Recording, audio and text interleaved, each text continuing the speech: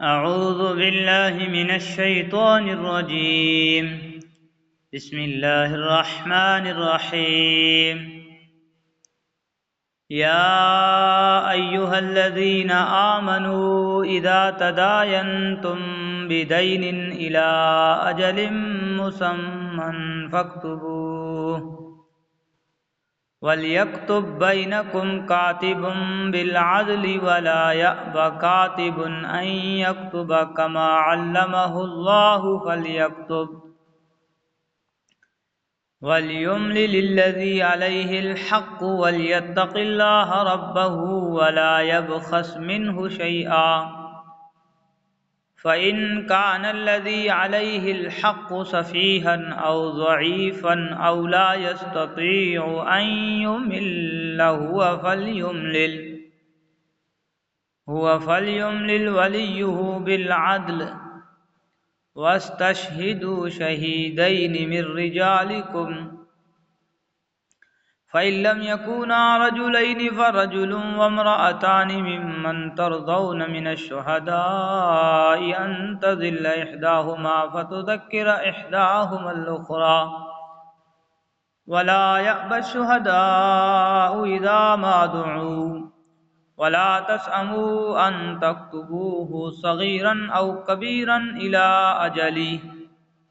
ذلكم أقسط عند الله وأقوم للشهادة وأدنى ألا ترتابوا إلا أن تكون تجارة حاضرة تديرونها بينكم فليس عليكم جناح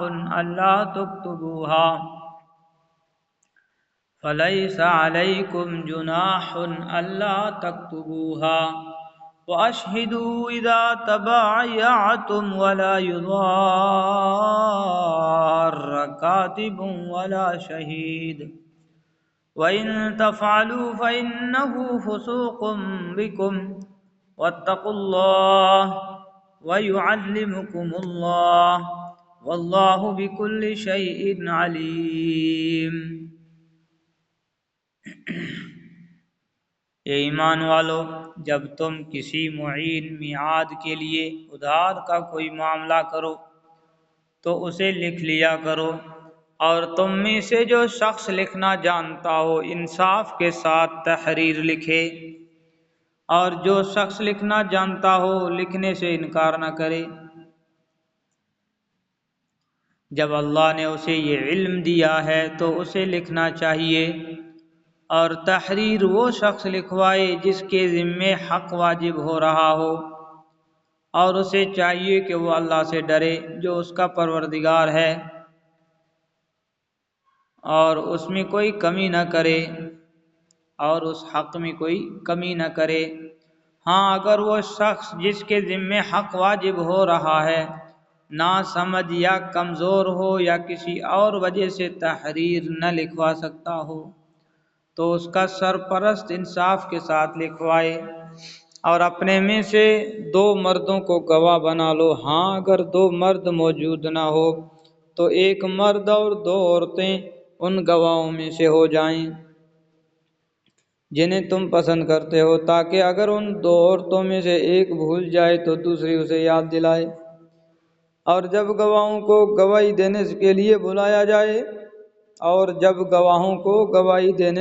بلایا جائے تو وہ انکار نہ کریں، اور جو معاملہ اپنی میعاد سے وابستہ ہو چاہے وہ چھوٹا یا بڑا اسے لکھنے سے اکتاؤ نہیں۔ یہ بات اللہ کے نزدیک زیادہ قرین انصاف اور گواہی کو درست رکھنے کا بہتر ذریعہ ہے، اور اس بات کی قریبی ضمانت ہے کہ تم آئندہ شک میں نہیں پڑو گے۔ ہاں، اگر تمہارے درمیان کوئی نقد لین دین کا سودا ہو تو اس کو نہ لکھنے میں تمہارے لیے کوئی حرج نہیں ہے، اور جب خرید و فروخت کرو تو گواہ بنا لیا کرو، اور نہ لکھنے والے کو کوئی تکلیف پہنچائی جائے نہ گواہ کو، اور اگر ایسا کرو گے تو یہ تمہاری طرف سے نافرمانی ہوگی، اور اللہ کا خوف دل میں رکھو، اور اللہ تمہیں تعلیم دیتا ہے، اور اللہ ہر چیز کا علم رکھتا ہے۔ یہ قرآن کریم کی سب سے طویل آیت ہے، اور اس میں سود کی حرمت بیان کرنے کے بعد ادھار خرید و فروخت کے سلسلے میں اہم ہدایات دی گئی ہیں، جن کا مقصد یہ ہے کہ معاملات صفائی کے ساتھ ہوں، معاملات صفائی کے ساتھ ہوں۔ اگر کوئی ادھار کسی کے ذمہ واجب ہو رہا ہو تو اسے ایسی تحریر لکھنی یا لکھوانی چاہیے جو معاملے کی نوعیت کو واضح کر دے۔ اس تحریر میں پوری بات